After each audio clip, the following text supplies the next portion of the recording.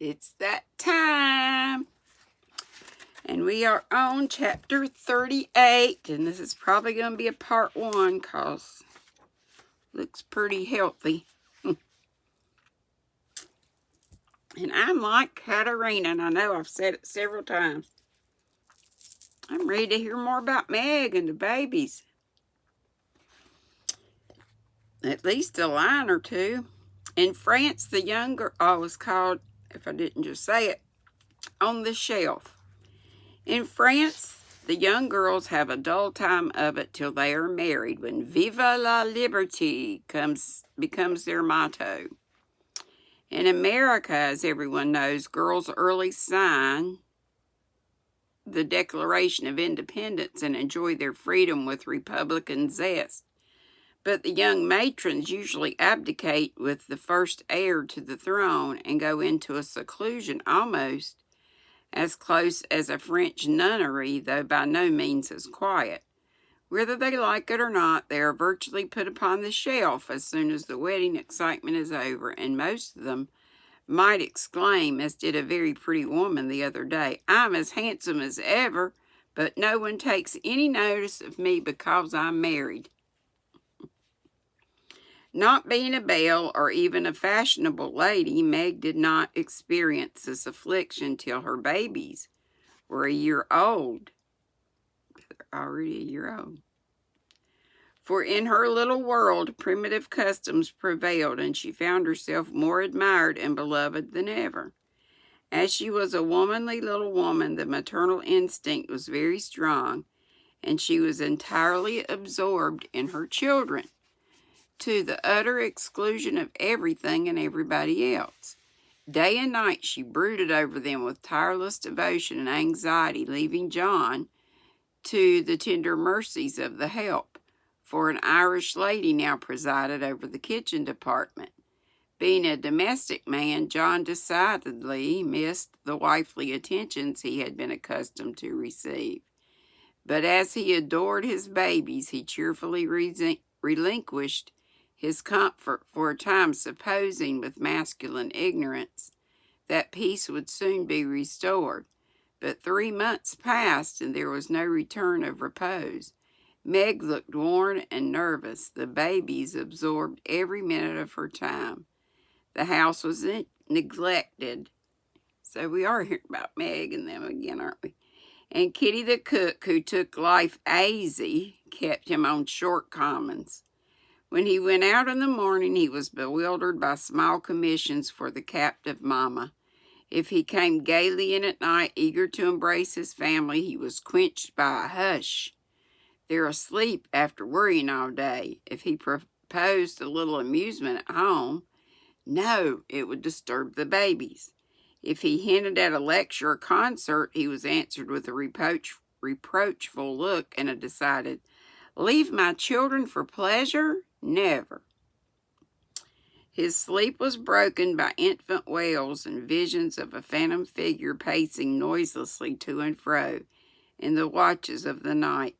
His meals were interrupted by the frequent flight of the presiding genius who deserted him, half helped if a muffled chirp sounded from the nest above, and when he read his paper of an evening, Demi's colic got into the shipping list, and Daisy's fall affected the price of stocks, for Mrs. Brooke was only interested in domestic news. Got a message. The poor man was very uncomfortable, for the children had bereft him of his wife. Home was merely a nursery, and the perpetual hushing made him feel like a brutal intruder when he entered the secret precincts of babydom. He bore it very patiently for 6 months, and when no signs of amendment appeared, he did what other paternal exiles do, tried to get a little comfort elsewhere. Scott had married and gone to housekeeping not far off, and John fell into the way of running over for an hour or two in the evening when his own parlor was empty, and his own wife singing lullabies that seemed to have no end. Mrs. Scott was a lively, pretty girl with nothing to do but be agreeable, and she performed her mission most successfully.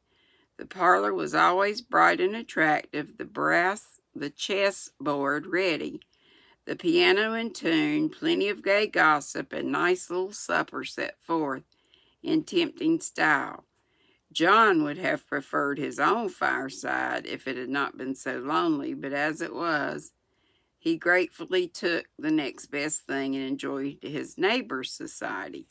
Meg rather approved of the new arrangement at first and found it a relief to know that John was having a good time instead of dozing in the parlor or tramping about the house and waking the children. But by and by, when the teething worry was over and the idols went to sleep at proper hours, leaving Mama time to rest, she began to miss John and find her work basket dull company. When he was not sitting opposite in his old dressing gown, comfortably scorching his slippers on the fender, she would not ask him to stay at home, but felt injured because he did not know that she wanted him without being told, entirely forgetting the many evenings he had waited for her in vain. She was nervous and worn out, worn out with watching and worry, and in that unreasonable frame of mind which the best of mothers occasionally experience with when domestic cares oppress them. Want of exercise robs them of cheerfulness, and too much devotion to that idol of American women, the teapot, makes them feel as if they were all nerve and no muscle. Yes, she would say, looking in the glass, I'm getting old and ugly. John doesn't find me interesting any longer, and so he leaves his faded wife and goes to see his pretty neighbor who has no encumbrances.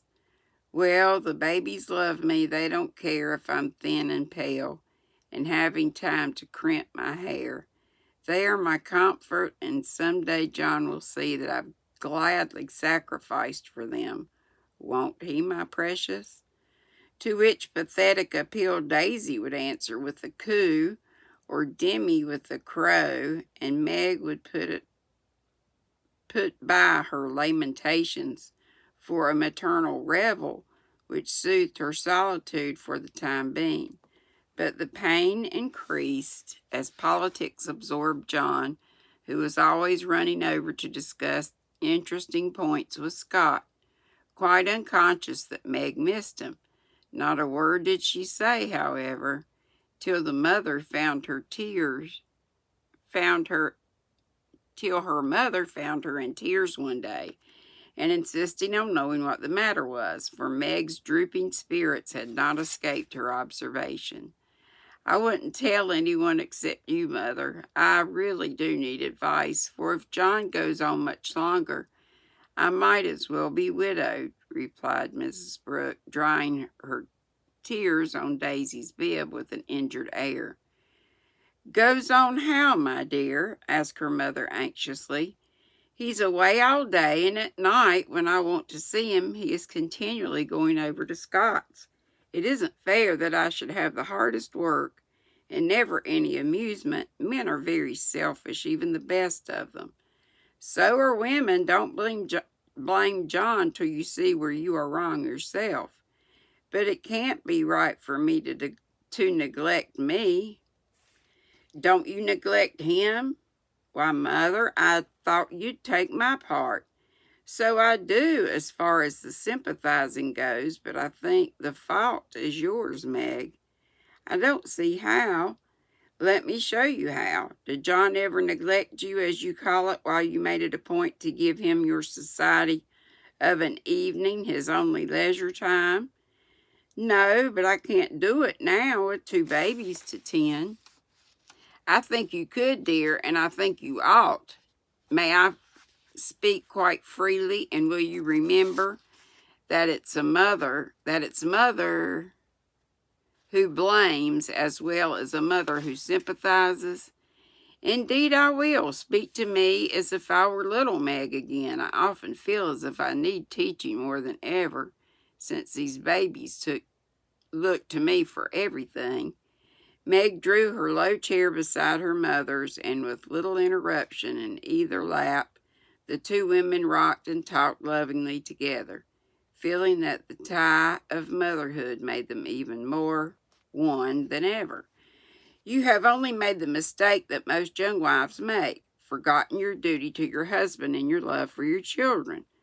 A very natural and forgivable mistake, Meg, but one that had better be remedied before you take to different ways, for children should draw you nearer than ever, not separate you, as if they were all yours and John had nothing to do but support them. I've seen it all for some weeks, but have not spoken, feeling sure it would come right in time. I'm afraid it won't. If I ask him to stay, he'll think I'm jealous, and I wouldn't insult him by such an idea. He don't see that I want him, and I don't know how to tell him without words. Make it so pleasant he won't want to go away, my dear. He's longing for his little home, but he isn't home without you, and you are always in the nursery. Oughtn't I be there? Not all the time. Too much confinement makes you nervous, and then you're unfitted for everything. Besides, you owe something to John, as well as to the babies. Don't neglect husband for children. Don't shut him out of the nursery, but teach him how to help in it. His place is there as well as yours, and the children need him. Let him feel that he has his part to do, and he will do it gladly and faithfully, and it will be better for you all. You really think so, Mother? I know it, Meg, for I've tried it, and seldom give advice unless I've proved it practically.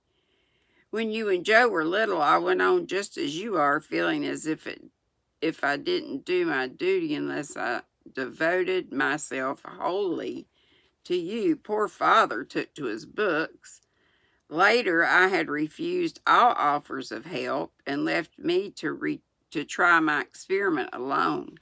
I struggled along as well as I could, but Joe was too much for me. I nearly spoilt her by indulgence.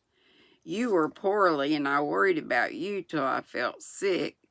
Then Father came to the rescue, quietly managed everything, who made himself so helpful that I saw my mistake and never have been able to get on without him since. That's the secret of our home happiness. He does not let business wean him from the little cares and duties that affect us all, and I try not to let domestic worries destroy my interest in my pursuits.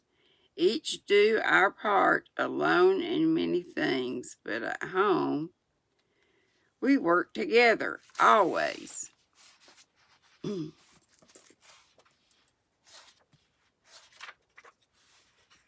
Sorry, just taking a look.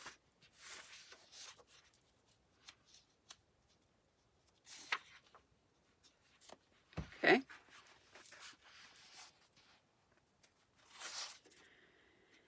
Okay. It is so, Mother, and my great wish is to be to my husband and children what you have been to yours. Show me how. I'll do anything you say. You always were my docile daughter. Well, dear, if I were you, I'd let John have more to do with the management of Demi, for the boy needs training, and it's none too soon to begin. Then I'd do what I have often proposed, let Hannah come and help you.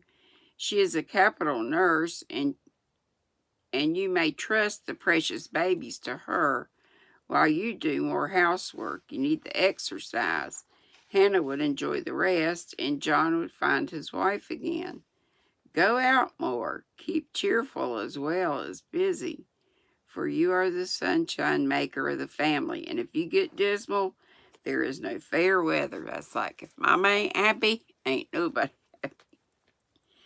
Then I try to take interest in whatever John likes. Talk with him, let him read to you, exchange ideas, and help each other in that way. Don't shut yourself up in a bandbox, because you're a woman, but understand what is going on and educate yourself to take part in the world's work, for it affects you and yours.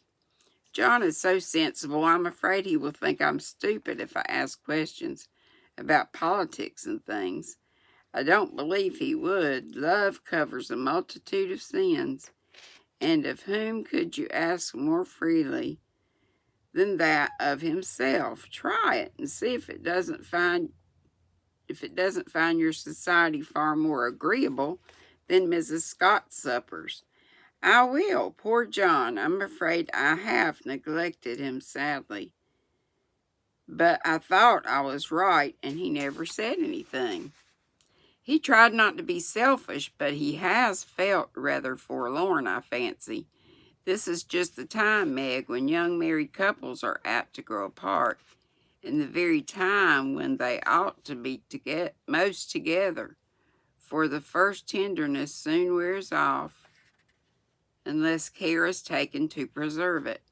And no time is so beautiful and precious to parents as the first years of the little lives given them to train. Don't let John be a stranger to the babies, for they will do more to keep him safe and happy. In this world of trial and temptation than anything else. And through them you will learn to know and love one another as you should. Now, dear, goodbye. Think over Mother's preachment. Act upon it if it seems good, and God bless you all. Meg did think it over, found it good, and acted upon it though the first attempt was not made exactly as she planned to have it. Of course, the children tyrannized over her and ruled the house as soon as they found out that kicking and squalling brought them whatever they wanted. Mama was an abject slave to their caprices, but Father was not so easily subjugated, and occasionally afflicted his tender spouse by an attempt at paternal discipline with his obstreperous son. For Demi inherited a trifle of his sire's firmness of character. We won't call it obstinacy, and when he made up his little mind to have or to do anything, all the king's horses and all the king's men could not change the pertinacious little mind. Mama thought the dear too young to be taught to conquer his prejudices. But Papa believed that it never was too soon to learn obedience. So Master Demi early discovered that when he understood to wrestle with Parpar, he always got the worst of it. Yet, like the Englishman, Baby respected the man who conquered him, and showed the father whose grave no was more impressive than all the mother's love pats. Whew, guys, I'm going to stop there. Read myself to sleep again. Okay, so we're kind of in the middle of chapter 38 on the shelf. Be sweet, don't be ugly, and I hope to see you today live at 5. Love you. Bye.